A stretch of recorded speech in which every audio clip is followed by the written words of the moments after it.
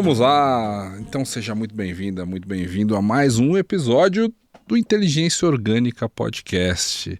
Dessa vez estou muito feliz, mais uma vez, porque eu tenho um episódio que é necessário, é urgente, que eu queria fazer desde o início aqui do programa, desde quando a gente começou essa série, né, de programas sob esse novo selo, que é o Inteligência Orgânica, sob essa nova bandeira, que é de promover o pensamento crítico e de pensar esse futuro em que a inteligência artificial toma tanto espaço nas nossas vidas, junto com os algoritmos, que são inteligências artificiais, no final das contas.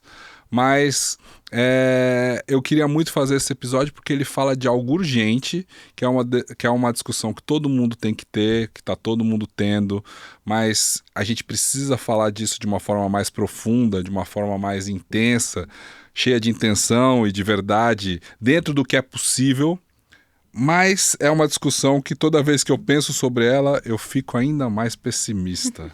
Flá. Fico feliz porque hoje eu tenho uma convidada aqui que é da minha família, então minha prima, seja muito bem-vinda, Flávia. Mas a pergunta que é a mesma, Flá, para todo mundo aqui, né? E o assunto que eu estava falando que é urgente, que me deixa pessimista, é o clima, né? Aquecimento global. Essa que é a sua área, e desde o começo do podcast, quando eu pensei nesses problemas do futuro, claro que o teu nome veio à tona já na lista para a gente trazer aqui, mas a pergunta para todo mundo, Flá, que eu faço no começo da conversa, é que eu sou um pessimista. Me descobri pessimista em relação ao futuro. Por causa da inteligência artificial. E um pessimista porque eu acho que vai dar merda, então a gente tem que ter essas conversas, tem que fazer alguma coisa. E eu busco um convidado que me dê uma mensagem otimista, que traga um pouco de esperança para o que a gente precisa aqui e que essa mensagem chegue a outras pessoas também por meio do podcast. Então, Flá, seja muito bem-vinda. Será que essa mensagem de otimismo vai vir de você? Vamos ver ao longo da conversa. Mas eu me considero uma esperançosa propositiva. Então, eu já parto do princípio que eu sou mais otimista que pessimista. Então, eu não tenho dúvida que a gente vai conseguir encontrar um balanço ao longo da conversa sobre clima. Porque no meu caso, o pessimismo é o que me move. É porque eu acho que vai dar ruim que eu tô aqui fazendo podcast, conversando, discutindo, tentando achar soluções. Não que o pessimismo me trave, mas que a gente tem que ter essas conversas incômodas. E quando a gente fala de inteligência artificial, que é essa área que eu tô mergulhado nos últimos 2 anos, ela é sempre muito otimista, ela é sempre muito sobre trazer soluções. E no caso do clima, eventualmente, essa tecnologia pode sim trazer uma leitura de dados que gere novas soluções, ao mesmo tempo em que ela consome água pra caramba. Exato. Já começa por aí. Eu vi na tua cara a essa equação resposta. não balanceada. Eu vi na tua cara já que enquanto eu tava falando já ia vir, caramba, eu tô falando que a inteligência artificial pode ser boa, mas consome água pra caramba. Enfim, Flá, pra quem não te conhece, diga por que você tá aqui comigo também como especialista em clima no futuro, essa sua trajetória muito bonita nessa área, mas como que você chegou até aqui em 2025? Ok. Bom, não foi algo friamente calculado e planejado, mas foi sempre numa provocação de ver o mundo de uma forma muito sistêmica, onde o ambiental e o social sempre caminharam juntos, na minha cabeça. Só que eu lembro que muitos e muitos anos atrás não existia essa conexão. Era social de um lado, ambiental do outro. Mas eles caminham de forma muito intrínseca. É só ver, por exemplo, quando você dá um zoom out aqui na cidade de São Paulo, as áreas mais verdes são as mais nobres, as menos verdes são as áreas mais periféricas. Então, isso dita muita coisa. E quando a gente começa a atrelar o social e o ambiental, a gente começa a aprofundar camadas. Mas eu sempre fiz atuações ou no social ou no ambiental e sempre frustrada porque as coisas não se conectavam. E aí eu acabei passando pelo direito, acabei indo fazer meu mestrado e no meu mestrado eu li um reporte da ONU que falava de direitos humanos e mudança climática. E ali eu vi o social e o ambiental se unindo numa narrativa, num lugar ainda mais necessário. E aí foi quando eu entrei na justiça climática. E a partir dali, um mundo se abriu e eu comecei a atuar desde 2016, 2015, 2016, nessa área. Mas uma área que não existia uma área. Não existia um lugar falando, eu vou trabalhar em tal lugar. Não era eu vou fazer do tal direito, coisa. Não era tributário. Exato, nunca foi. E ainda não é. Criminalista ou penal. E ainda não é. No Brasil tem em torno de 1.120 universidades de direito. Ela tem mais universidades, o Brasil, do que toda a Europa somada. Caramba. E somos mais de 4 milhões de advogados no Brasil. Advogados, sem contar quem é só bacharel.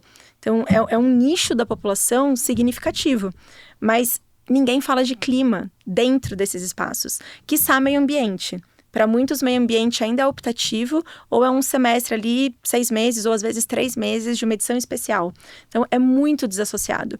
E o direito, ele precisa começar a entender e se conectar com esse meio. Mas aí eu fui para essa vertente da justiça climática e foi quando eu fundei a Laclima, que é essa organização que atua com políticas climáticas, mas com a lente do direito.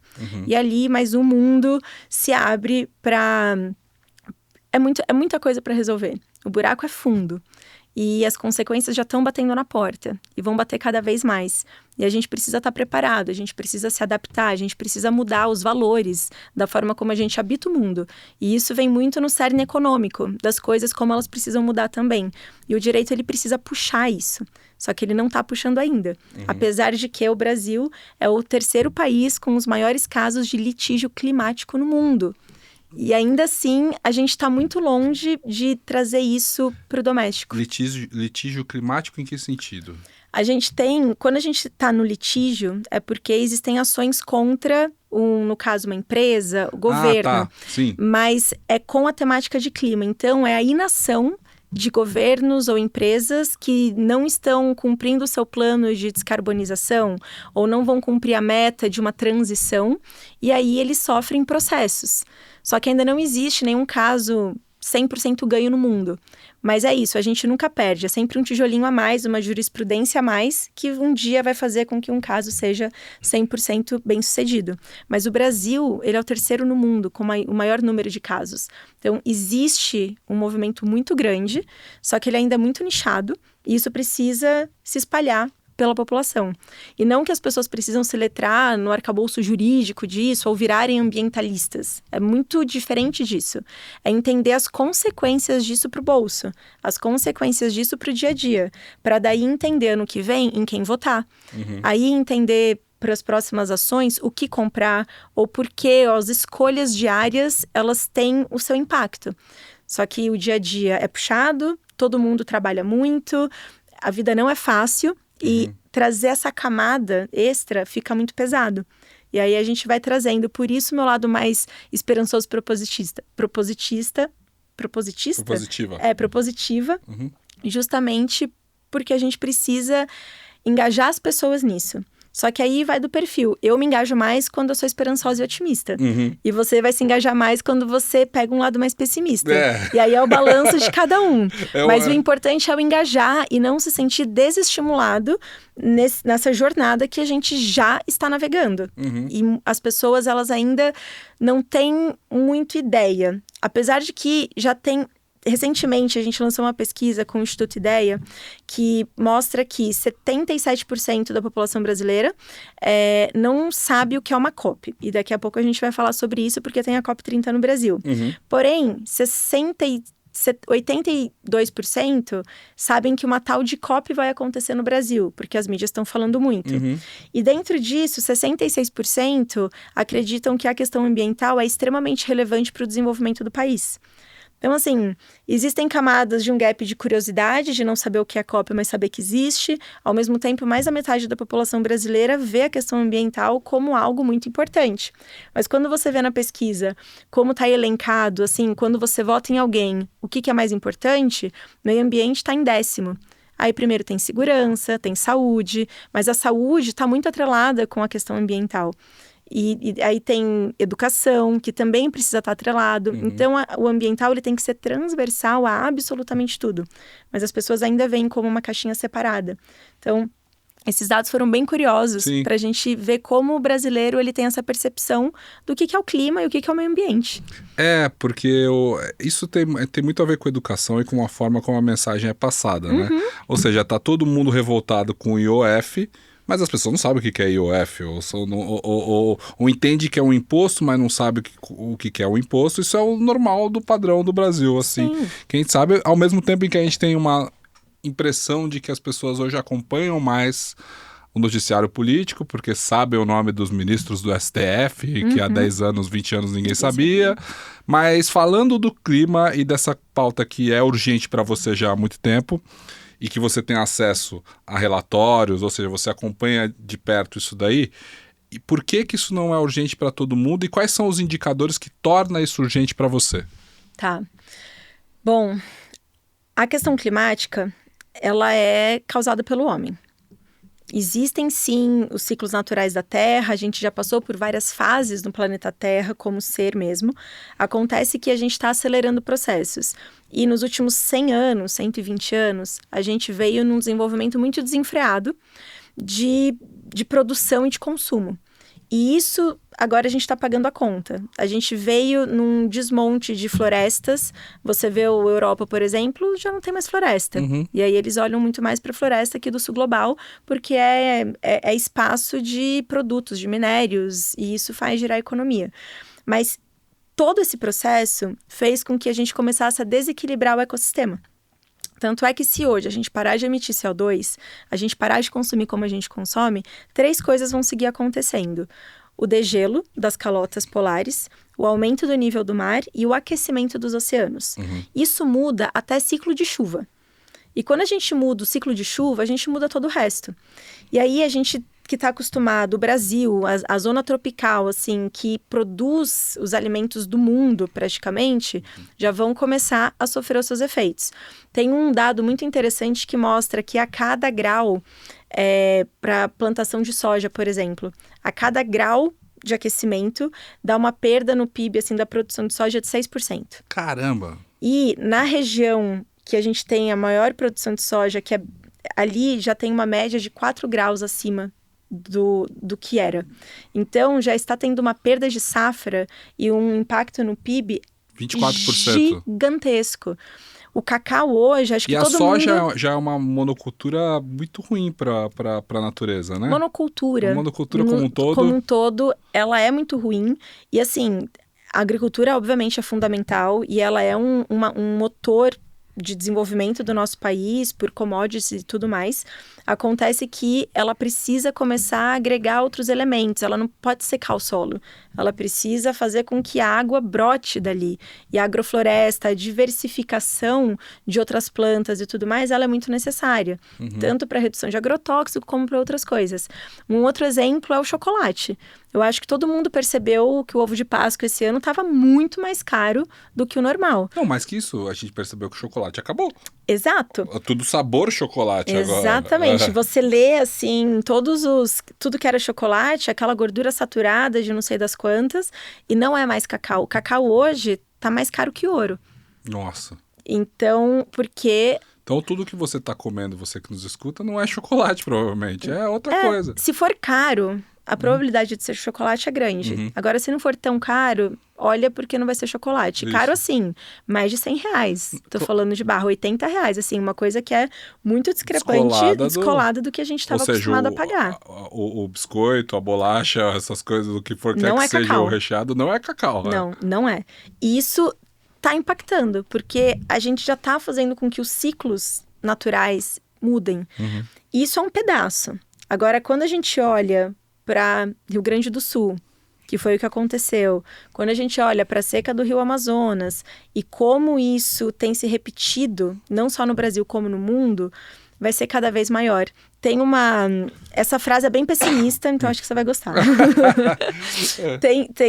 A gente costuma falar que todos nós estamos mais perto de ser um refugiado climático do que um milionário. É verdade. E quando a gente coloca nessa perspectiva, dá medo. O que isso significa? Significa que, com todas as consequências do clima, porque foi uma ação do homem nesse lugar, a gente vai começar a ter espaços que são inabitáveis. Seja por condições extremas de temperatura, seja porque agora teve elevação do nível do mar e esse lugar está tomado pela água, seja porque a elevação do nível do mar, de alguma forma, começou a influenciar os lençóis freáticos e isso fez com que a água potável seja mais escassa, seja por secas extremas, seja por inícios de tufão. O Brasil não costuma ter tufão, mas como a gente está aquecendo as correntes marítimas e a corrente ela acaba sendo um bloqueio dos tufões da América do Norte, algumas regiões do Brasil vão começar a receber tufão. Então, assim, tudo vai mudar. E a gente tem que se adaptar. Só que enquanto a gente se adapta, a gente também tem que regenerar. E esse lugar da regeneração, ela é desde a nível individual a nível coletivo. Desde uma estrutura econômica, desde o nosso PIB, da forma como ele se comporta, o que é importante para o PIB. Hoje a gente tem aumenta o número de pessoas passando fome, o PIB aumenta. Assim, para quem é esse PIB? Sabe? Quem faz isso? Então, tem uma frase clássica do Eduardo Gianetti, eu acho que em uma entrevista que ele fala que existe uma população que mora numa cidade e ela tem acesso à água potável do rio. E ela vive, bebe água e a qualidade de vida é boa. Aí constrói-se uma indústria, todas as fontes de água são poluídas, ninguém nessa cidade pode beber mais água do rio potável, então eles começam a consumir água engarrafada. Então o PIB sobe. A qualidade de vida se perdeu, ou seja, baixou, só que o PIB aumentou. Exato. E esse paralelo é a forma que é medido o PIB até hoje, em todos os lugares. E cadê o meio ambiente nisso? Transversalmente, se existisse essa lente do cuidado, de entender a riqueza dos recursos naturais, isso é crime hediondo. Assim, deveria ser banido, deveria ser proibido. Só que o Brasil está muito longe de entender isso. Vide o PL da devastação, que agora está no colo do Lula para ver se ele veta ou não. Eu espero que ele vete, eu tenho minhas dúvidas, mas eu espero que ele vete. Mas essa discussão, ela está muito longe do dia a dia das pessoas ainda, e se existe um motivo para isso, tem a ver com essa 880 que a gente vive, essa polarização, essa questão de colocar o agro sempre como inimigo do meio ambiente, porque deve existir formas do agro ser amigo do meio ambiente, Super. né? Isso já é possível na escala que a gente precisa, com a produção que a gente precisa ou não? Não na escala que a gente precisa, mas já existe o meio do caminho. Existe uma guerra de narrativa muito grande. E essa guerra de narrativa, ela tem a camada do lobby, que não quer sair, que a gente saia da dependência do petróleo, da dependência do monopólio, e eles investem pesado para que as informações elas cheguem de uma forma distorcida para falar que é do bem, para falar que explorar mais poços de petróleo é bom. E dessa forma eles conseguem entrar no imaginário das pessoas, porque é uma coisa que não é de hoje, tem sido construída há muito tempo. E aí começa o bem e o mal. Certo. E não é nesse lugar. A gente está falando de questões básicas de sobrevivência de qualquer ser humano. Ao mesmo tempo que você não quer também ser essa pessoa que disse eu avisei quando as coisas chegarem, né? Não, longe de mim, assim. Os cientistas estão muito mais nesse lugar do que eu. Eu traduzo o trabalho que a ciência fala, eu avisei, e a gente tenta traduzir isso em políticas, em ações, em conscientização para a população, para falar, a gente precisa agir.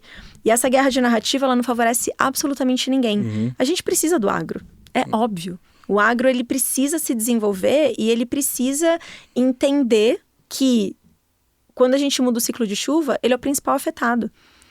Então, quando a gente fala dessas questões, é para todo mundo. Não é para um nicho específico. É para falar, gente, absolutamente todo mundo aqui vai sofrer as consequências. E no bolso. A questão é que a gente sabe os recortes de quem começa a sofrer primeiro. Populações mais vulneráveis, que vivem nas áreas mais periféricas, que tem zero cobertura de área verde, por exemplo, e a gente está com as ilhas de calor. A gente está subindo a temperatura da Terra. Então, está ficando mais quente. Aí vem os negacionistas falando, mas aonde eu moro está ficando mais frio. Mas é o desequilíbrio do clima, que realmente alguns lugares vão ficar inabitáveis pelo extremo de mais frio, outros de mais quente. Mas é esse desequilíbrio que a gente está construindo. Agora, quando a gente entende isso, vem aquela sensação de, tá, o que eu faço? Porque quem sou eu na fila do pão pra fazer alguma coisa?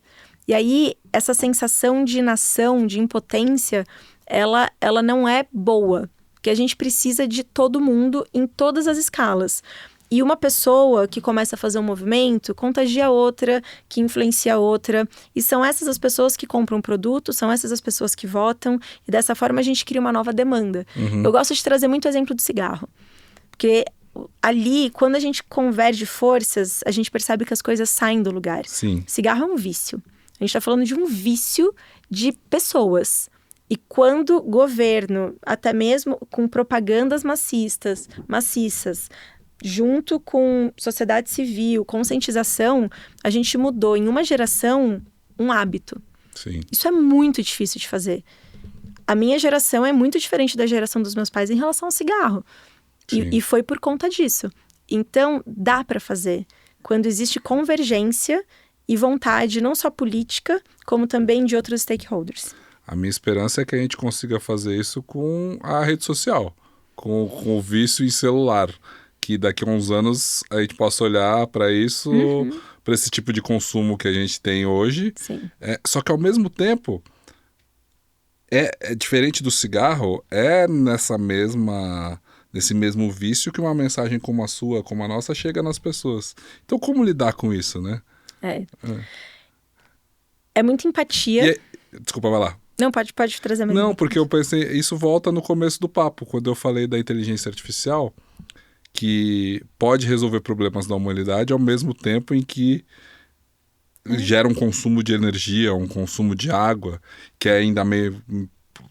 Cada uma fala alguma coisa, mas com certeza gera. Né? Não sei se vocês têm dados disso, mas... ou seja, o remédio e o veneno estão no mesmo produto. Sim. A gente tem... Eu não tenho os dados, acho que a gente ainda não tem de forma tão clara o real. A gente tem... Real impacto ambiental da IA. Exato. A gente sabe que ele não é bom mesmo.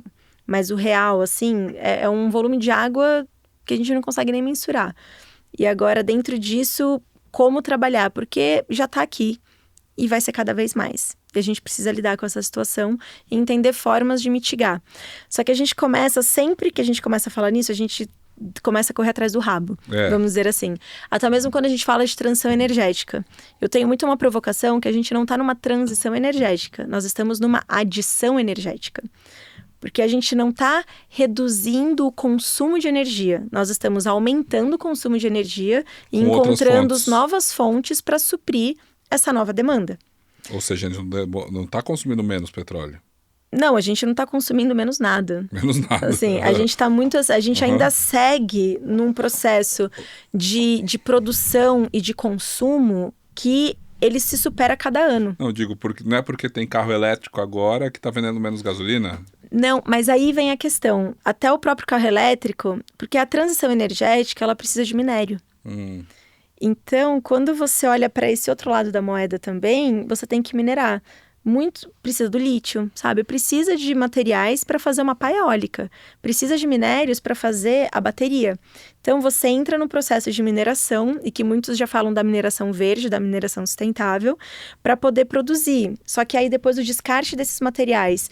Então, não existe um não agredir quando a gente habita essa terra, dentro dos conhecimentos e tecnologias que a gente tem hoje. Só que o que precisa é fazer com que essa cadeia ela se feche. Então, a empresa que está minerando, o que ela faz? Ela deixa o buraco ali e vai embora. Não, isso precisa ser regenerado. Só que isso é muito caro e não entra no plano. Mas essas coisas precisam começar a acontecer. Porque eu acho que é mais saudável um carro etanol do que um carro elétrico. Quando a gente olha para a cadeia da mineração, da forma como ela é hoje, que ela ainda precisa ser muito mais sustentável do que a cana que é 100% reaproveitada. Que interessante. Então, a gente precisa sempre colocar na balança, e aí, porque parece que vira moda alguns discursos, e eu acho que elas são importantes por um lado, porque realmente gera discussão. E precisa discutir, a gente precisa entrar nas discussões da transição energética na mesa do bar com os amigos e no almoço de domingo com a família. Mas o impacto da mineração que gera o carro elétrico, ele é maior ou menor do que o impacto poluente do petróleo? A gente não tem que mais abrir poço de petróleo. Assim, não é porque hoje a desculpa é que o Brasil usa é abrir poço de petróleo para a transição energética, para investir o dinheiro na transição energética. É isso, não fecha a conta. Uhum. Então, só que a gente já foi leiloado os poços ali na foz do Rio Amazonas. Uhum. Eu acredito que é é da uma zona luta perdida equatorial já. ali. Isso, ali, exatamente. Que é aquele que é a briga da Marina lá, né? Exato. Que perdeu, é isso? Exato, o tá. IBAMA tentou muito, mas obviamente o IBAMA tem um papel técnico, não político, dentro desse escopo, e tecnicamente mostraram que não estava pronto, precisava de mais estudos, precisava de mais documentações, mas politicamente isso estava mais forte.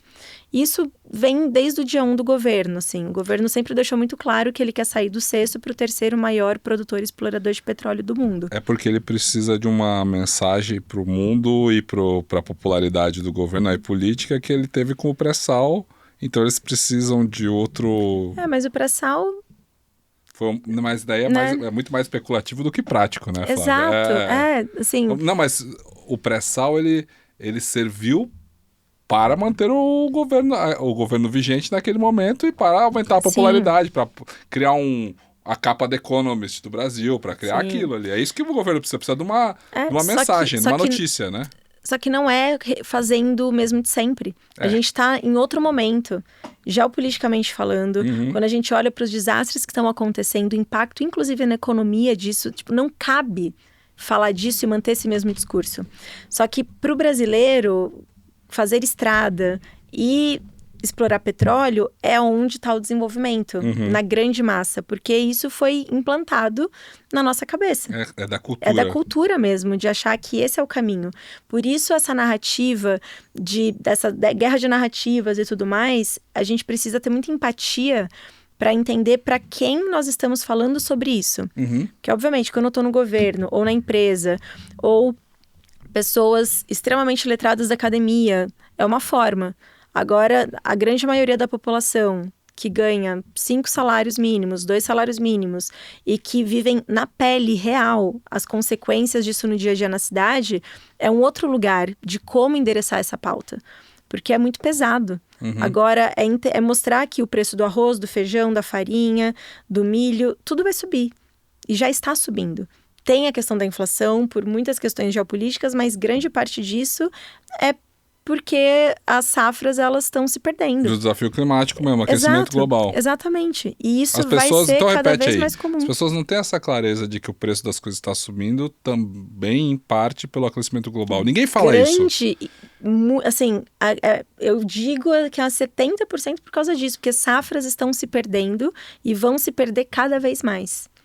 Seja por uma estiagem severa, por uma seca severa, por uma chuva severa, porque não existe mais as estações do ano como eram antes. E tem que ter uma adaptação ali, precisa reajustar. Só que é muito difícil, porque você perde uma safra, daí ano que vem não tem mais uma constância. E isso é muito preocupante. E aí as safras se perdem e com isso o preço de tudo sobe.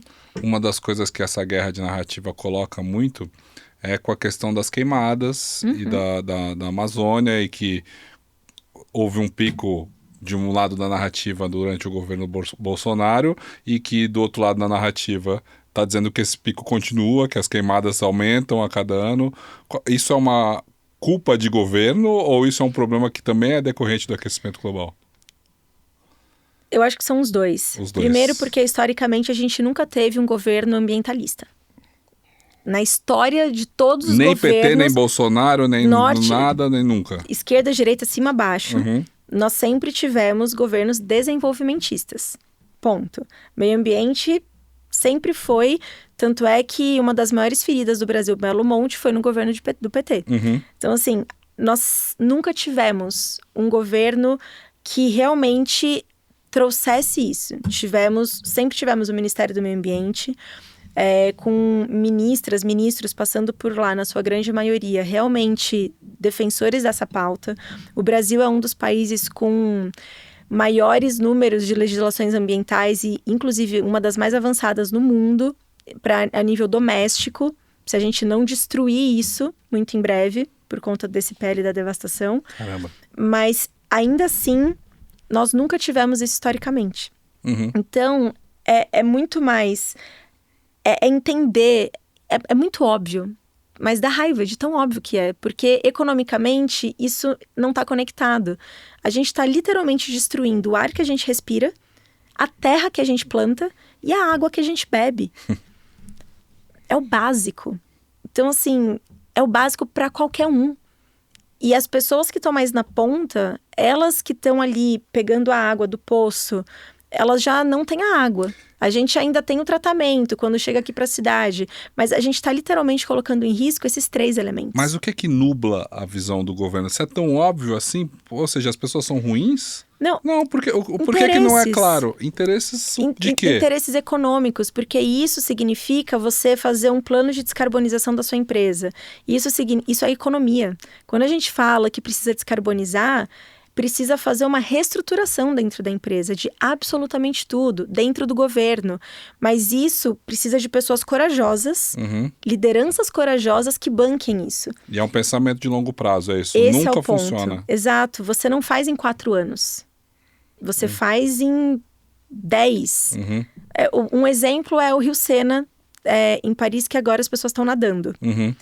Só que foram anos ali de um trabalho entre gestões para fazer isso acontecer. A gente precisa de lideranças não egóicas, corajosas, que realmente façam pela humanidade. E não pelo interesse próprio de uma reeleição. Porque não vai ter ar, água...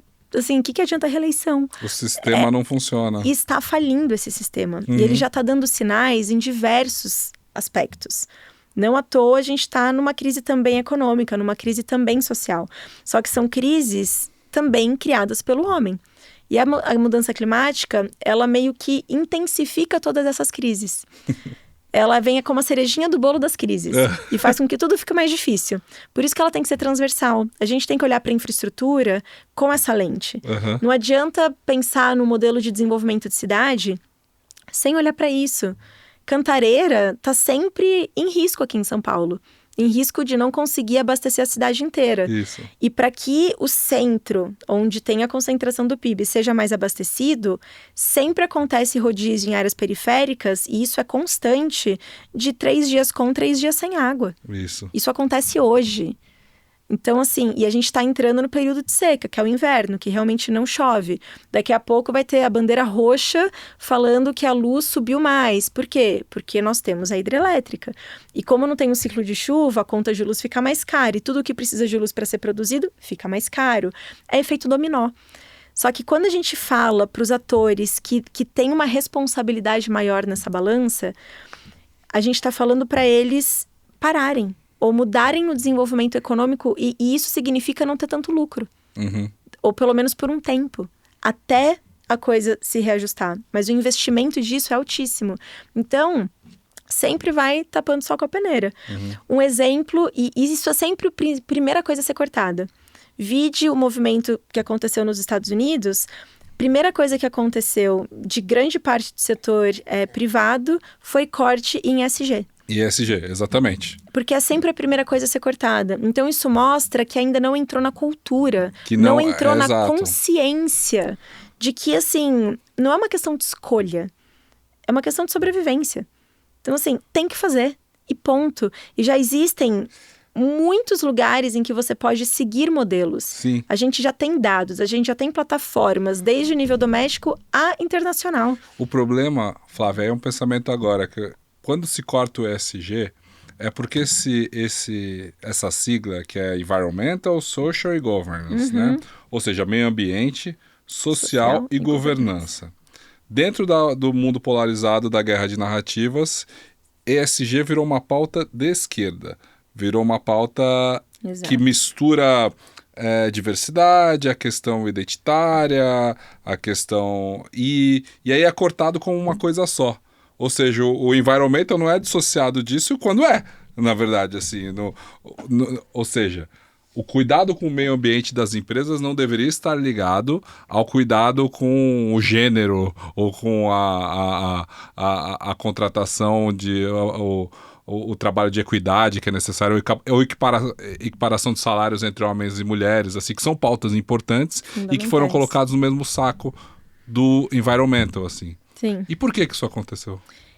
Essas são pautas fundamentais, mas elas fogem o que seria o escopo 1, 2 e 3 de uma empresa, que é onde a gente analisa toda a cadeia da empresa, desde como ela funciona internamente com o copo que ela usa, por exemplo, até como é a cadeia das empresas ou subempresas que abastecem essa empresa.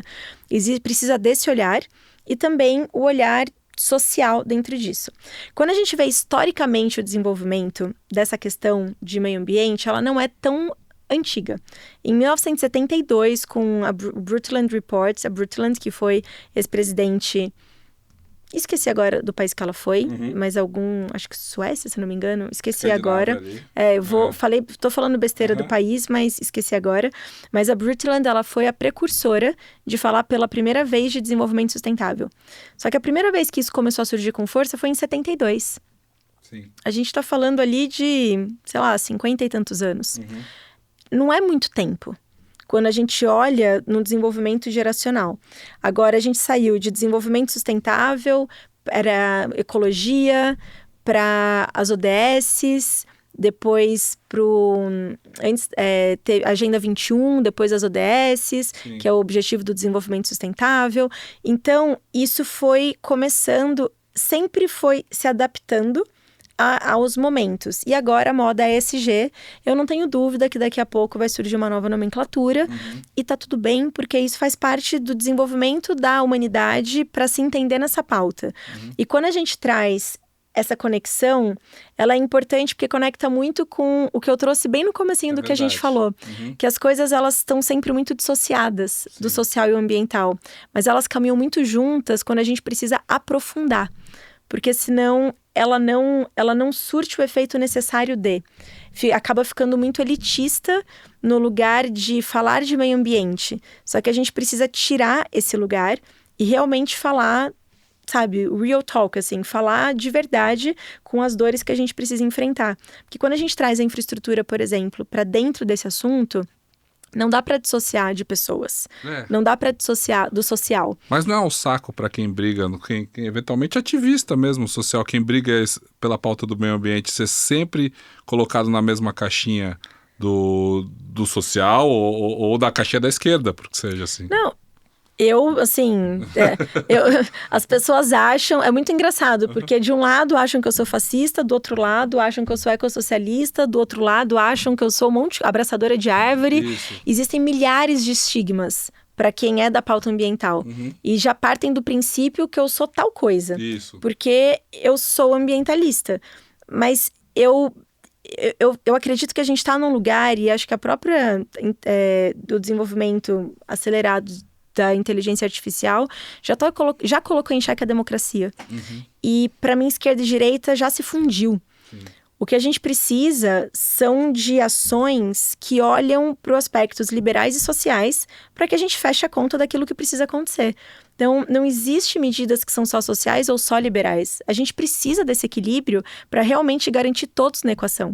Tem um dizer da ONU que fala, né? No leave no one behind. Tipo, não deixe ninguém para trás. E esse é um grande lema do mote quando a gente fala de COPs, as negociações da ONU, e tudo isso é sempre falado. Mas a ONU é uma organização esquerdista. Então, a ONU ela surgiu para evitar a Terceira Guerra Mundial. Exato. Ela até então fez o trabalho, mas com mais de 55 conflitos armados acontecendo no mundo hoje, eu não sei até onde ela vai conseguir ter essa força. Aí vem a provocação de uma nova estrutura de governança global para isso que a gente precisa lidar, porque até territórios, para você ter uma ideia, quando a gente fala da Austrália, eu adoro trazer esse exemplo de Tuvalu, que é uma ilha que já está sumindo. E eles estão tendo conversas com a Austrália para entender como migrar o país para dentro de outro país e ainda assim se manter o país de origem. Então são debates de fronteiras, tudo vai cair, tudo, absolutamente tudo novo. A gente está nesse olho do furacão de desafios que vão além daquilo que a gente está acostumado com a história da humanidade. Só que são nesses momentos de ruptura que o novo surge. São nesses momentos de ruptura que uma nova forma acontece. Quando a gente olha para feudalismo, iluminismo, revolução industrial, enfim, todas as etapas que a gente passou na história, elas foram diferentes. Elas tiveram pilares políticos, econômicos, de trabalho diferentes. E a gente está entrando para essa nova era, nesse novo lugar. Mas a gente não pode entrar com essa mentalidade desenvolvimentista de achar que os recursos naturais estão ali para sempre. Porque quando eu falo que eu sou ambientalista, é o básico de falar, vamos preservar um ar puro, uma terra fértil e uma água limpa? Não é ridículo ter que falar um negócio desse? É ridículo, mas é nesse lugar. Só que para isso a gente tem que mobilizar o mundo inteiro para se reunir há 30 anos nas convenções da ONU para debater. Só que é muito desigual. Sim. Porque a gente tem problemas específicos para ser debatido num Exato. fórum igual. Só que você tem Estados Unidos de um lado com interesses. E Tuvalu do outro, né? Estados Unidos, entre aspas, que já tá saindo do jogo. Mas você coloca uma China junto com as ilhas do Pacífico. E você vê o Trump acelerando justamente essa saída do jogo dos Estados Unidos. Acelerando, é que é como se fosse um aviso prévio. Você não fala e sai, entendeu? Existe ali um aviso prévio, 2 anos, para ter certeza se é isso mesmo. Às vezes... Porque na última do Trump, ele falou, mas quando ele decidiu, ele já estava no final do mandato. Então, esse aviso prévio fez com que o novo governo se mantivesse. Mas como ele já entendeu o jogo, a primeira coisa que ele fez foi falar assim que ele assumiu. Então, isso vai acontecer no governo dele.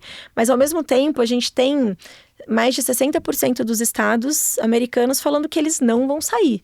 Então, existe uma força doméstica muito forte de seguir com a agenda também. Que bom. E aí a gente tem todas as camadas, desde o indivíduo ao município, ao estado, à federação, ao multilateralismo. E esses acordos e acordes precisam ser feitos e amarrados para a gente realmente conseguir fazer com que a pauta caminhe. Você falou várias coisas aí, eu lembrei de uma música que eu até já citei em outro episódio aqui do podcast, mas é de uma banda que eu gosto muito, que é o NoFX, que é uma banda de punk, né, californiana, das antigas, e que eles têm uma música que é ainda da época do primeiro governo, do primeiro governo do Bush Jr., né, lá do começo dos anos 2000, que é The Idiots Are Taking Over, né, os idiotas estão tomando conta. E uma frase que sempre mexe comigo na música é assim, majority rules don't work in mental institutions. Ou seja, a vontade da maioria não funciona no hospício. Será que isso vale para a democracia? Sim, ou eu trago aquela do Cazuza, como que é que... homens mimados não podem reger a nação. Alguma coisa assim que ele traz na música. É muito nesse lugar. E a gente teve um exemplo na semana passada. Porque o PL, por exemplo, ele infelizmente foi votado no Senado.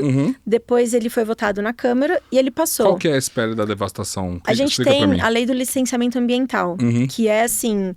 Hoje, a lei do licenciamento ambiental é o que segura muita coisa ruim de acontecer na questão ambiental. E ainda assim a gente teve Vale, Brumadinho e tantos outros desastres que aconteceram por aí. Muito, muito resumidamente, o que esse novo PL está falando é: empresas, ao invés de você solicitar as licenças, o IBAMA analisar, ter vários estudos para você saber se pode construir ou não nessa área que está protegida, coisa assim, agora você pode se fazer uma análise e você se dá a sua licença e vai. Nossa. Então, assim, é basicamente Tira isso. o IBAMA tira toda a proteção. Toda a proteção. Assim, eu fui bem superficial aqui pra gente ser muito rápido, mas é basicamente isso. Que doideira. O que eles estão fazendo. Então, a gente tem... E aí, o que aconteceu? Passou pelo Senado, passou pela Câmara, só que na Câmara ia demorar um pouco mais para passar. Só que por conta de tudo que aconteceu do IOF, taxação... Da briga da política, e tudo mais, os deputados ficaram irritadinhos e resolveram, na calada da noite, puxar esse PL para votar. Destruiu o Brasil. Assim, porque eles ficaram irritadinhos. Uma pauta bomba. Entende? Uma coisa que ia passar, a gente ia conseguir empurrar para agosto, para ter um debate na profundidade que precisa ter, porque é uma coisa seríssima, mas porque eles ficaram... irritados, o ego ferido por tudo que aconteceu na semana, eles resolveram puxar isso para retaliação. Então, os idiotas estão tomando conta. E isso se deve aos problemas que a gente tem de democracia mesmo. Porém, não existe outra saída. Existe, a seu ver, assim? Não existe uma ditadura que vai assumir e vai fazer passar a pauta climática à força. Não. Assim, eu já tive essas discussões várias vezes. Eu brinco com os meus amigos, às vezes, de criar um novo modelo. Isso. Aí a gente vai tentando inventar nome. Mas é muito difícil. Porque a gente só consegue criar naquilo que a gente já viveu e tem experiência. É muito difícil uma coisa que vem do zero. E eu acho que é isso que a gente tem que fazer as pazes com. Porque a gente está num processo. E a gente vai errar bastante. Mas ainda assim, é um processo em que as questões ambientais, elas precisam estar muito amarradas e que exista um senso comum de que isso não é pauta de nenhum dos lados. É sobrevivência, é humanidade. É o básico. Mas eu acho que a democracia segue sendo o caminho, mas a partir do momento que ela está em risco por tantas questões, principalmente com a inteligência artificial, a gente precisa pensar em outros caminhos. Só que aí tem muito esse movimento dos futuristas, ou esse desenho dessa nova governança global, que é um debate que eu gosto muito de entrar, para entender quais são os pilares, para onde a gente pode ir, o que já deu certo na história que a gente pode replicar, mas mais do que isso, ter consciência do que deu errado, para não levar isso para a mesa. Porque o que a gente costuma fazer é as mesmas coisas esperando resultados diferentes. Total. Insanidade. É muito desafiador. Assim, não é simples, mas a gente precisa arregaçar as mangas e seguir. E essas discussões a nível global acontecem onde? Nas COPs? Sim. É isso que é uma COP? É isso que é uma COP. A COP, ela acontece há 30 anos, por isso COP 30 esse ano. A primeira vez que veio para o Brasil foi, na verdade, quando ela nasceu.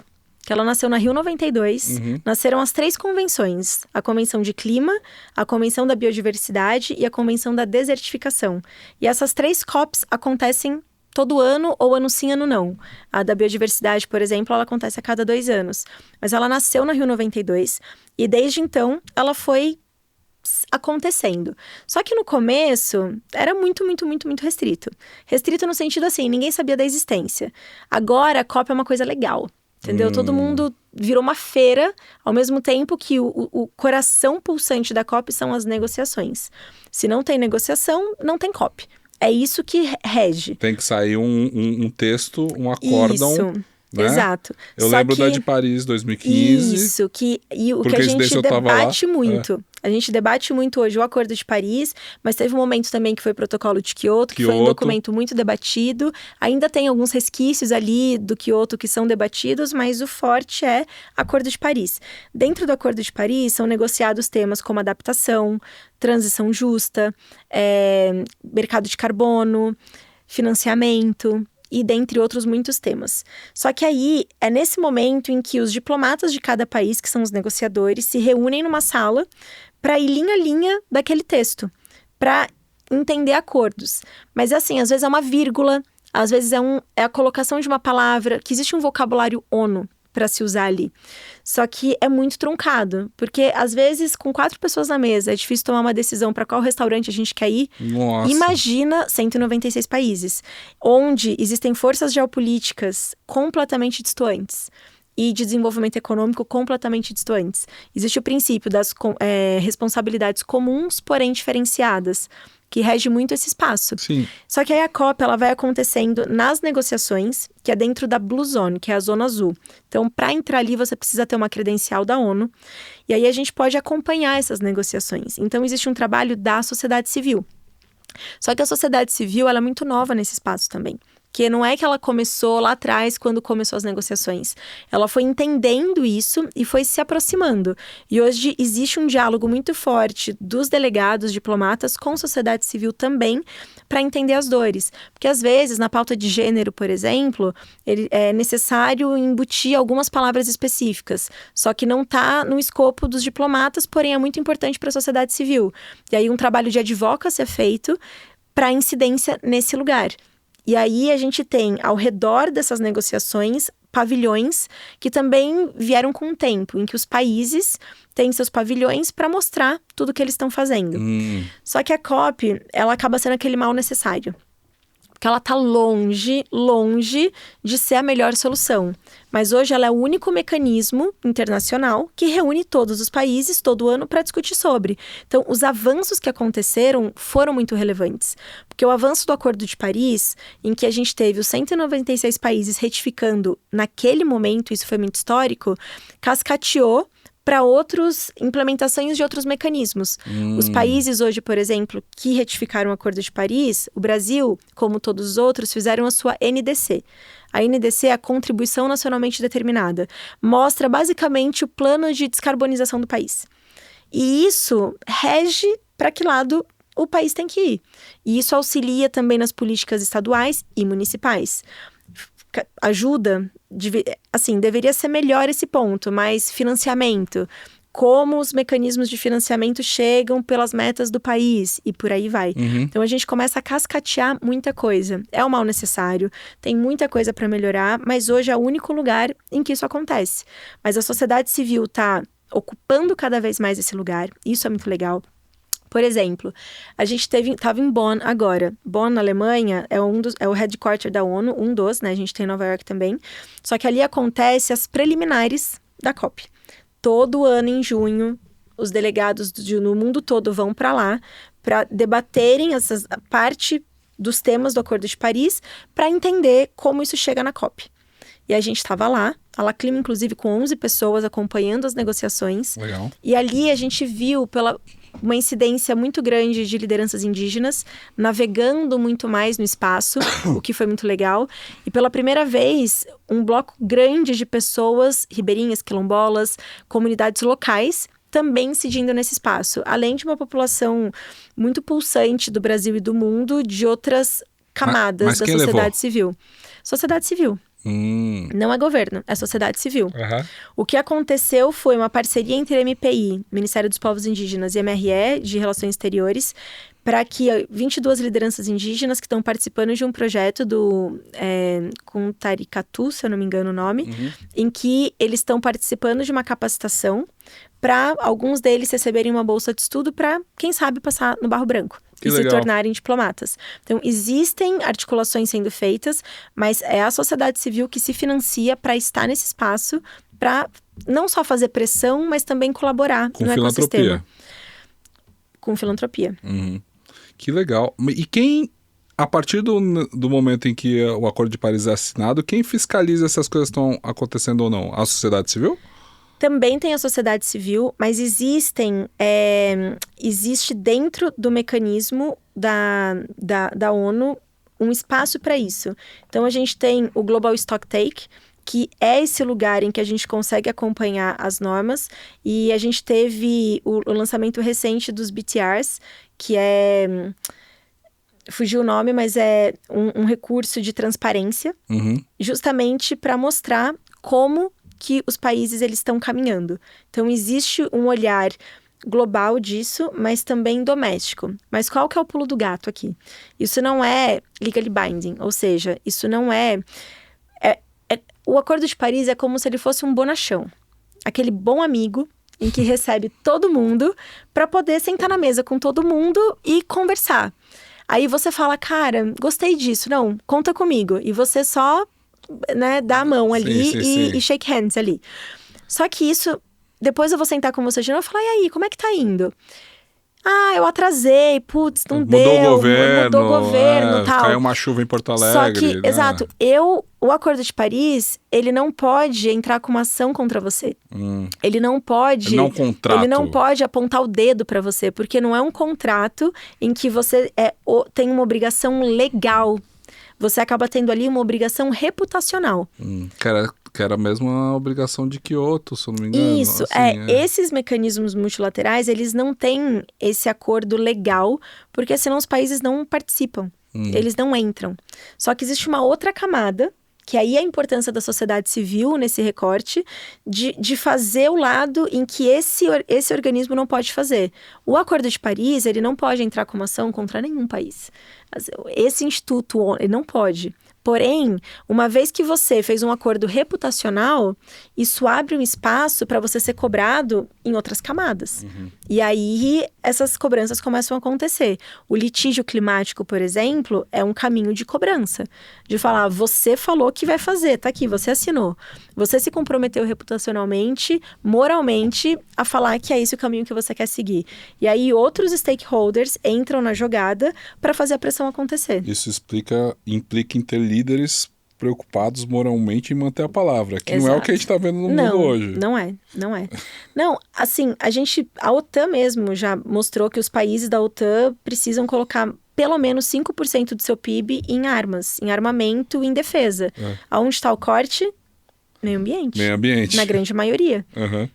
Porque eles olham saúde, educação, Meu infraestrutura, Deus. corta meio ambiente. Mas meio ambiente precisa ser transversal a absolutamente tudo.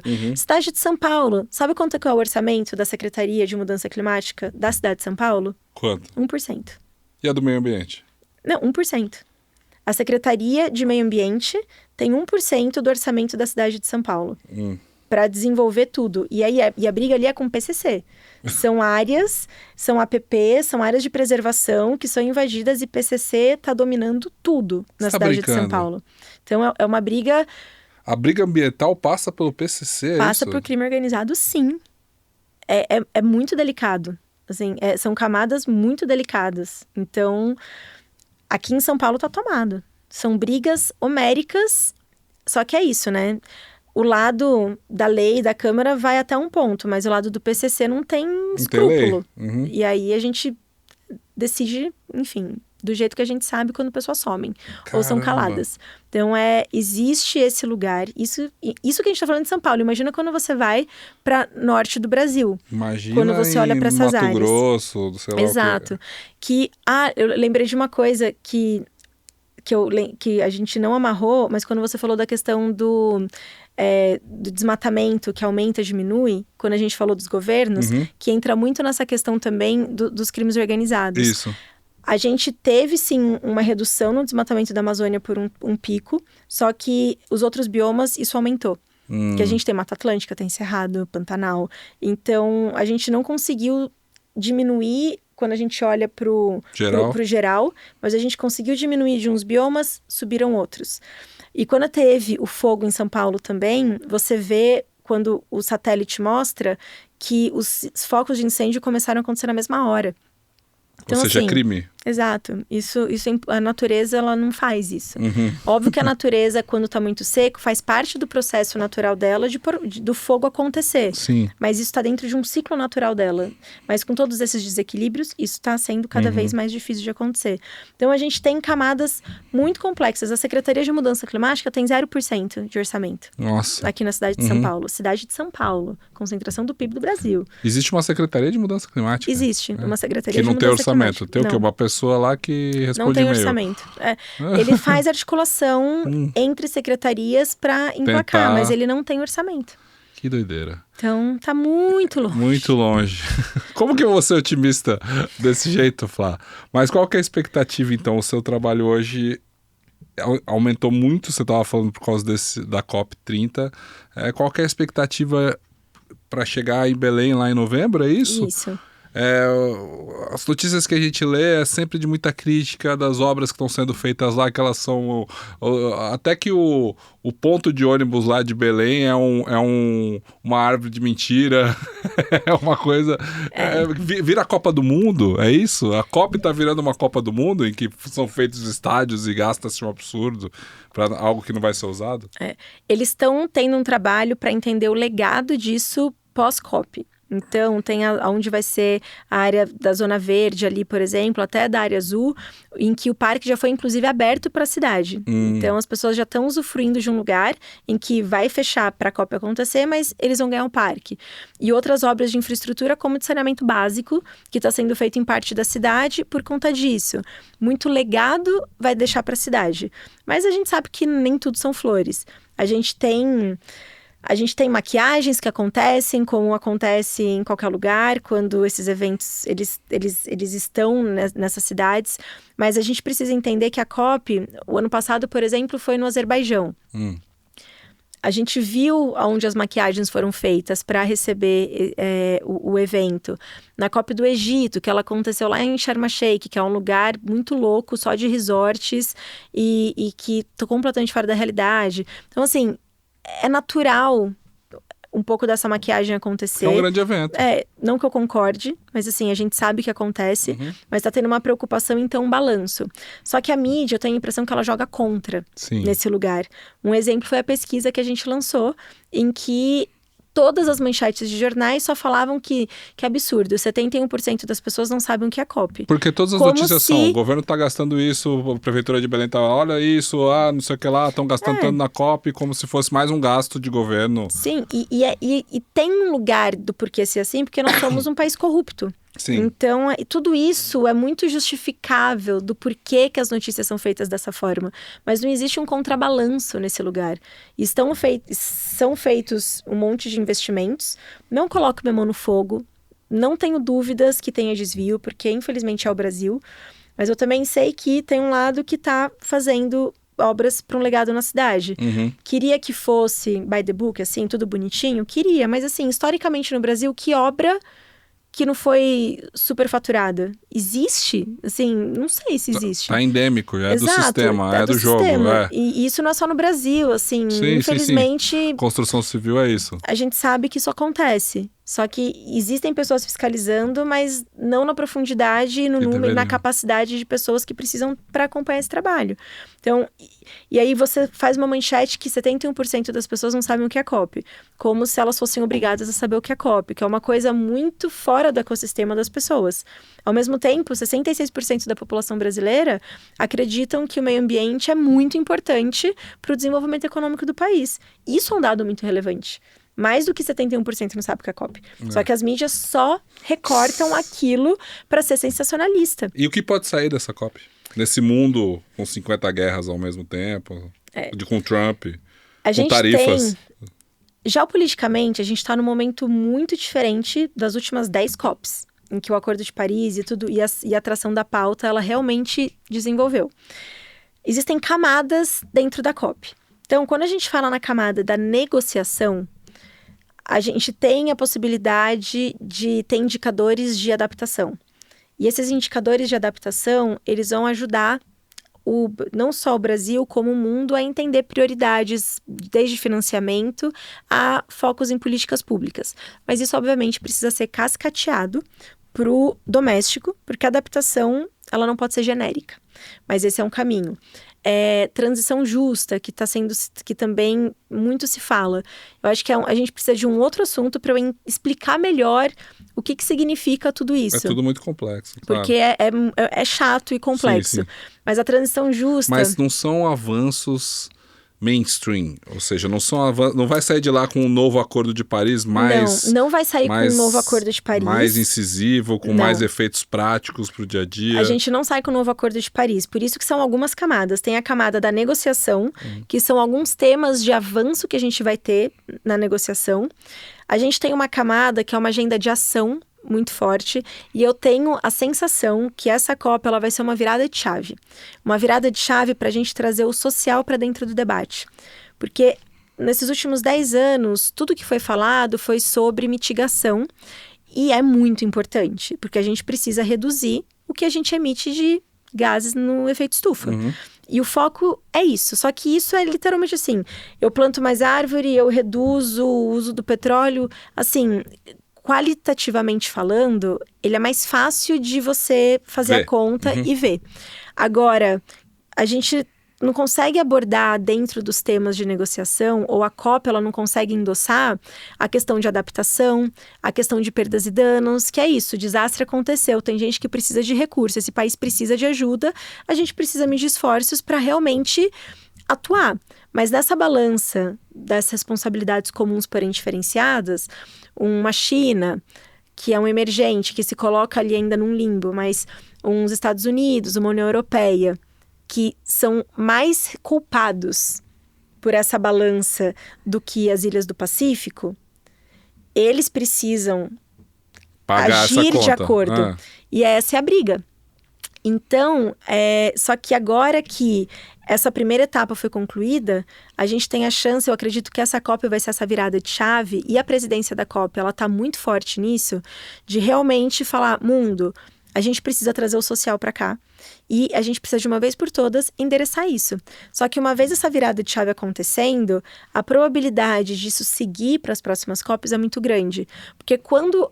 Agora é a presidência da COP, mas o bastão da presidência da COP é no primeiro dia da conferência. A presidência já está fazendo um trabalho, mas a presidência hoje é do Azerbaijão, que é da COP do ano passado.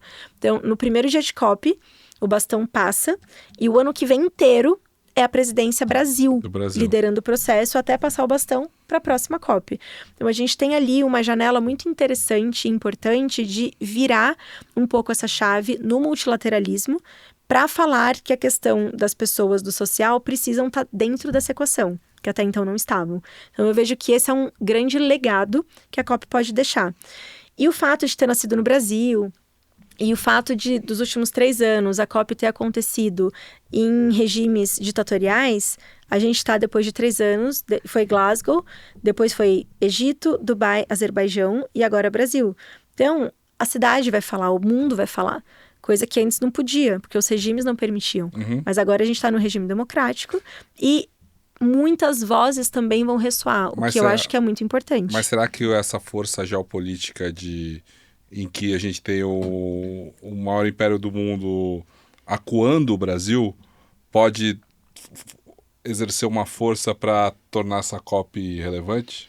Não. Não? Ele não tem esse poder? Não.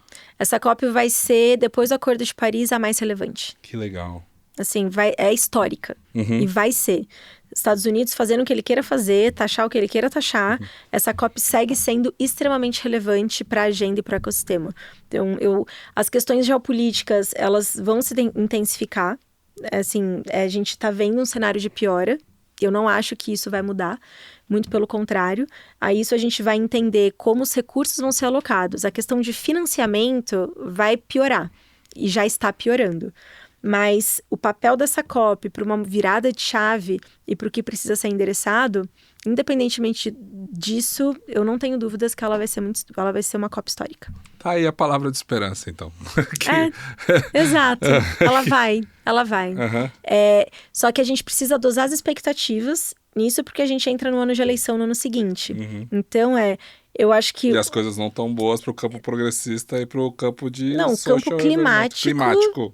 É que o campo climático, assim, ele perde dos dois lados, né? Então, assim, ele perde dos dois lados, é entender quem são os atores que vão estar ali pra gente ir costurando e falando, olha, isso aqui é importante.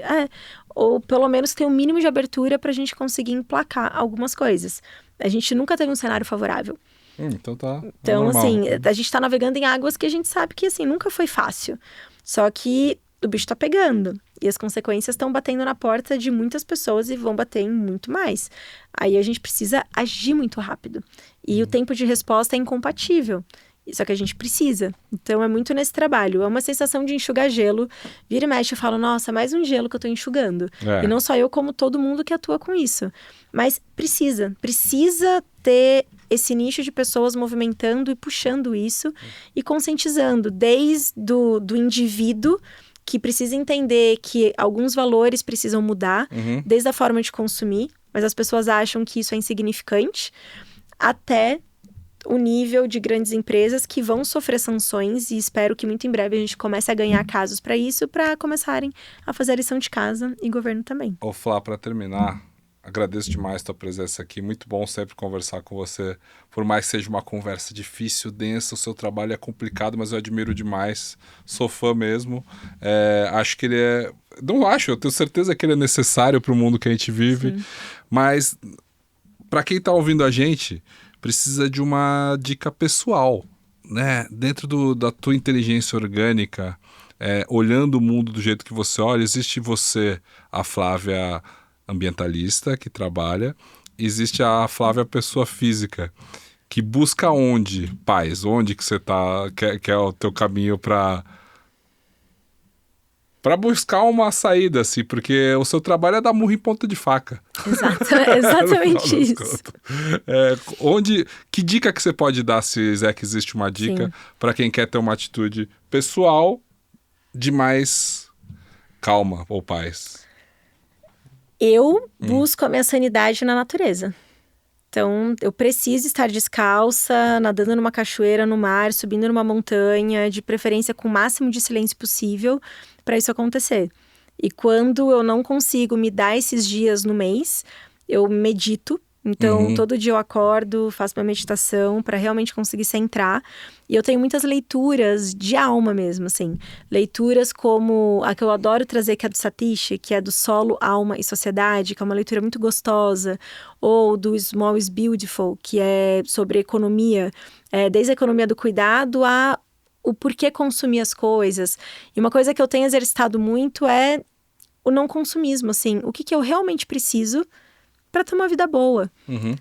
Assim, o que me nutre, sabe, nesse lugar? O que eu tô pondo dentro de mim? Desde o alimento que eu como até o vídeo, a TV que eu tô assistindo, tudo. Porque isso eu aboli a TV em casa. Tipo, na minha casa eu não tenho TV e eu tenho o meu projetor. Eu leio jornal, assim, mas assim, o ler o jornal, eu me sinto no controle. Eu me sinto no controle daquilo que eu vou aprofundar e do que eu não vou aprofundar. E isso me trouxe muita paz de espírito. Porque me dava agonia, assim. Às vezes eu tava no jornal e eu era bombardeada de coisas que me deixavam fora do eixo, porque são notícias horríveis. Sim. E eu falava, não, isso não tá me fazendo bem com mais isso que eu tô trabalhando. Eu acho que tem uns 7 anos já que eu não tenho TV. Sim. E isso me trouxe muita paz. E nem rede social. A rede social eu tenho, mas eu sou muito ruim na rede social. Você não Eu tenho que confessar que eu sou um pouco viciada no Instagram quando eu descobri que eu tô, tipo, 1 hora no dia no Instagram. E isso me chocou. 1 hora é muito pra você. É absurdo! 1 hora no Instagram. Assim, é bizarro. Então, eu tenho feito exercícios de deleto, fico 3 semanas sem, aí eu volto. Aí eu deleto de novo, daí eu volto. Porque eu quero provar pra mim mesma que eu mando nesse treco e não ao contrário. E aí... Eu tô nessa missão também. E aí, só que eu percebo que isso também me dá paz. Eu percebo no meu corpo que quando eu volto pro Instagram, me dá ânsia. Eu sinto uma ânsia imediata quando eu volto pro Instagram, depois passa. Então, assim, o corpo não reage bem com isso. Só que a TV, pelo menos, eu consegui abolir no sentido de controlar o que entra dentro de mim. E isso mudou muito. Eu consegui ter paz de espírito. Então, eu olho muito bem o que eu leio e por que eu tô lendo, os filmes que eu vejo, do porquê que eu tô vendo, eu doso. E isso me faz manter o balanço. Isso aí. Porque a mente, ela precisa estar bem, ela precisa estar sã. E quanto mais a situação vai se complicar nesse trabalho de murro em ponta de faca, eu preciso estar bem. E para estar bem, eu preciso entender o que eu tô pondo dentro de mim. E eu acho que esse é o controle que a gente consegue ter. Do que eu me alimento. Desde o que eu visto, ao que eu como, ao que eu assisto. E isso reverbera no que você pensa, no que você fala, no que você age. E aí você cria um campo, vamos dizer assim, um campo magnético. Sim. Sabe? De algo que é isso. Que você ressoa aquilo que você é. E aí entra num flow, num fluxo. Que essas coisas acabam chegando dentro desse espaço que você abre. Então eu acabo sendo muito nutrida.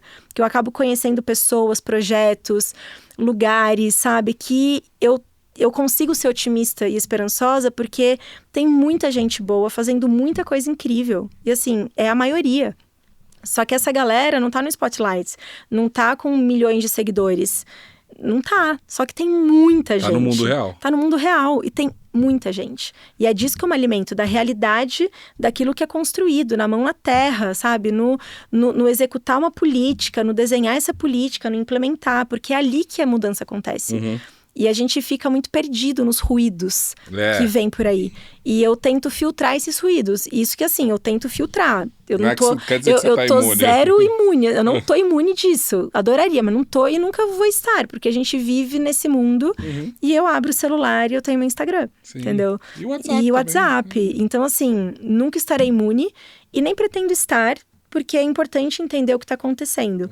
Mas esse balanço me ajudou muito a centrar. Porque eu já tive momentos de estafa, porque o trabalho já é pesado, e mais todo o dia a dia desse bombardeio de coisas. Então, esse filtro me ajudou a me aliviar muito. É junto dos bons que nós fica melhor, né? Exato. Exatamente. E os bons estão ali fazendo coisas o que reais. o mundo acontece. Coisas reais. Flá, muitíssimo obrigado. Muito Prazer bom. ter você aqui. Sempre bom estar aqui. Volte sempre. Inteligência Orgânica Podcast fica por aqui com essa conversa sobre o futuro da nossa humanidade, o futuro do nosso planeta, o futuro da nossa natureza, que é uma dica muito boa essa que eu busco também. Isso é inteligência orgânica. Ter intenção nas coisas que a gente faz, né? E prestar atenção nas coisas que a gente faz, nas coisas que a gente consome. Presença, né? Presença é tudo. Eu acho que essa é a palavra-chave. Muita gente vem, só para fechar, falando, Flávia, é um absurdo, é muita coisa, o problema é gigante, o que eu faço? Eu falo, escolhe uma coisa.